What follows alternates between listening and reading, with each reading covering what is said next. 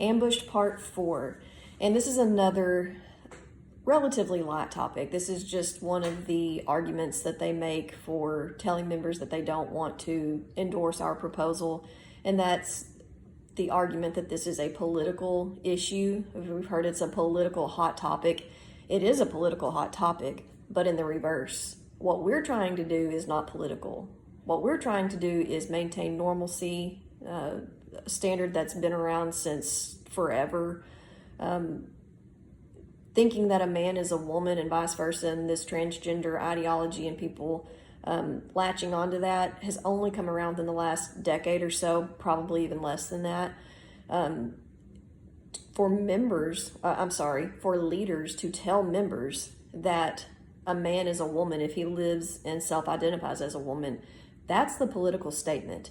That's not rooted in truth. That's not rooted in science. That's not rooted in biology or our DNA. I know that was a little redundant. It is purely what somebody chooses to believe. It is an enormous leap of faith to believe that, and they expect us to go along with it. That's the political statement. So don't fall for that as a reason not to endorse this proposal and to try to maintain the DAR, restore the DAR as it was founded.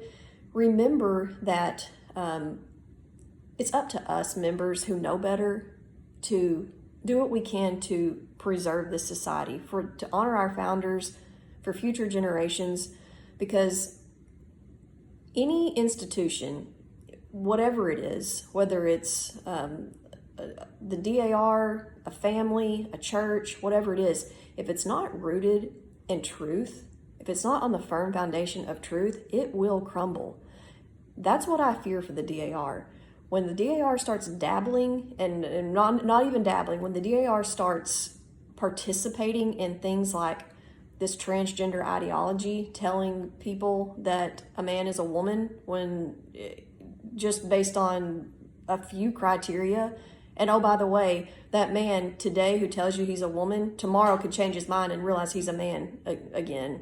So my point is that we who know better have to do what we can to preserve this. This is a strange point in history. This is a strange time that we're in. It's up to us to try to bring normalcy back to our culture, and restoring the DAR would be a huge step in that.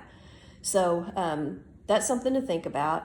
This other notion that we're not a religious organization, I don't understand why they say that. Well, first of all, what I'd say to that is, do you think that only people who are religious know the difference between men and women?